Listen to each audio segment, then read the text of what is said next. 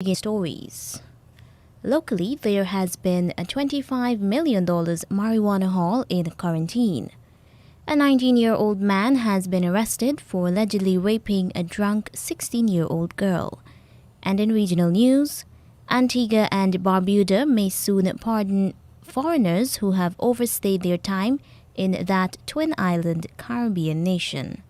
The details of these and other stories will be coming up right here in a moment. A COVID-19 PCR test is now mandatory for many routine activities, including travel and return to work purposes. At Eureka, our trained and experienced staff will ensure confidentiality while your test is conducted in a professional and timely manner, which results in just 48 hours. So the next time you require an efficient and hassle-free PCR COVID-19 test, call 624-8378 or 623-7233 to schedule your appointment. You can also ask about our house call testing service. And now the news in detail.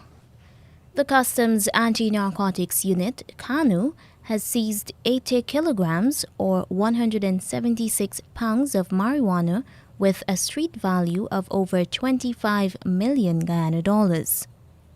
According to CANU, its agents were on an operation on December 9th and 10th between the Sandaka pump station, Skeldon and Goat Dam area of the village of Line Path, Quarantine Berbice. Narcotics. According to CANU, while on patrol along a dam in the Line Path area and made attempts to apprehend the persons, but they immediately fled in several directions and made good their escape.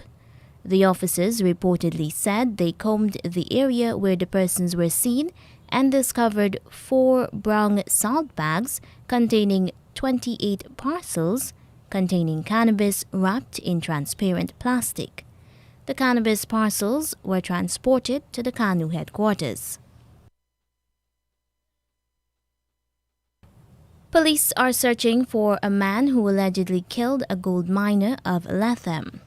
At the time of his death, he was working at Turtle Creek 5-Star Northwest District. Dead is 38-year-old Victor Pedro. Police say he was killed at about 7 o'clock Friday night at his campground. Pedro's 13-year-old daughter reportedly told police that she was cooking in their kitchen when the female cook and her father started arguing over monies that he owed her.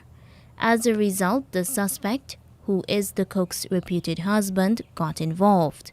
Police said a sharp instrument lashed the suspect twice about his body and slapped his music box out of his hand, and a scuffle ensued.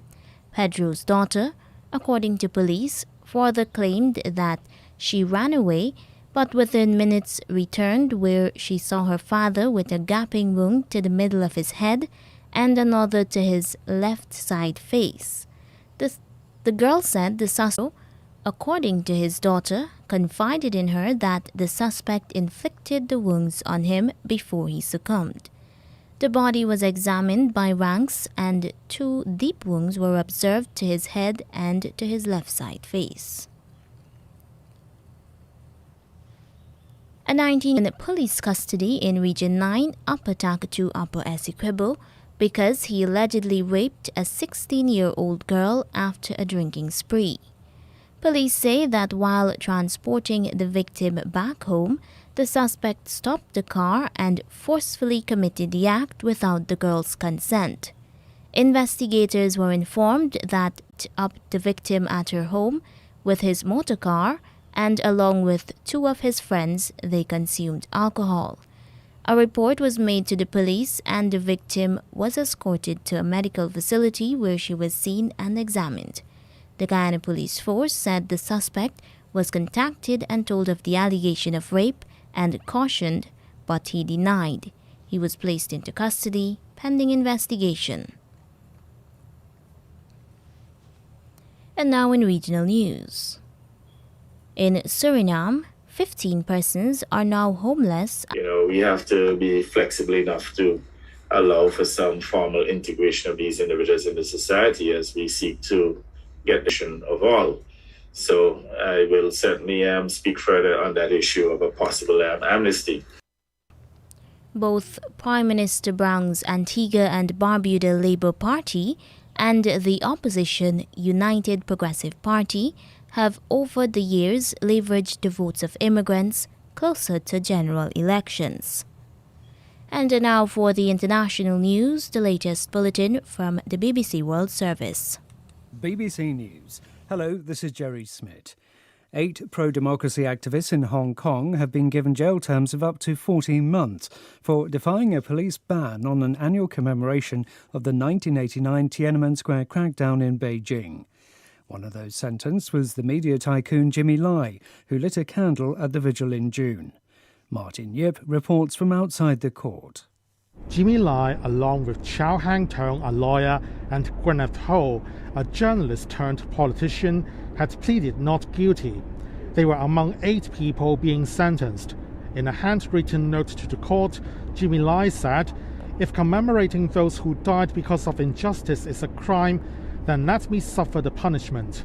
The judge said some of the defendants must be punished for awaiting freedom of assembly over public health. COVID-19 was the reason given by the police for banning the 2020 vigil, weeks before Beijing imposed a controversial national security law over the territory. The Israeli Prime Minister Naftali Bennett is meeting the Crown Prince of the United Arab Emirates, Mohammed bin Zayed, in Abu Dhabi. It's the first official visit by an Israeli nation that began strengthening ties with Israel last year under a US-sponsored initiative. The British Health Secretary has warned that the Omicron variant of COVID-19 is spreading at a phenomenal rate. Sajid Javid told the BBC that the country was once again in a race between virus and vaccine. He said it was vital for people to get a booster jab to get the best protection. The government wants England's National Health Service to offer all adults a 3rd dose by the end of the year. Fergus Walsh is our medical editor. It'll need 1 million doses a day right to the end of the year, and that's never been done. The NHS is going to have to throw everything at this. Now, that will mean more vaccination sites, longer opening hours, more military involvement, and GPs doing very little else. So it will come at a cost to non-COVID care. Early figures from South Africa, where Omicron was first identified, suggest it causes a far lower rate of serious illness and death than previous waves of the pandemic. Shabir Mahdi, a professor of vaccinology at the University of Witwatersrand, told the BBC this was despite the fact that the new variant was far more transmissible. Yesterday, there were about 20,000 cases that were reported, and there were about 25 people that died of COVID-19. During the course of the Delta variant wave, when there were 20,000 cases that were being reported in South Africa, the number of people that were dying each day was between 250 and 300. So there seems to be an uncoupling of the high case rate and hospitalization and death. World News from the BBC. A BBC investigation has revealed that the Black Axe organised crime syndicate in Nigeria has infiltrated the political system there and is engaged in fraud and other crimes across 4 continents. Black Axe has been operating and is one of the most feared mafia-style gangs. Leaked documents seen by the BBC provide details of international internet scams that stole millions of dollars.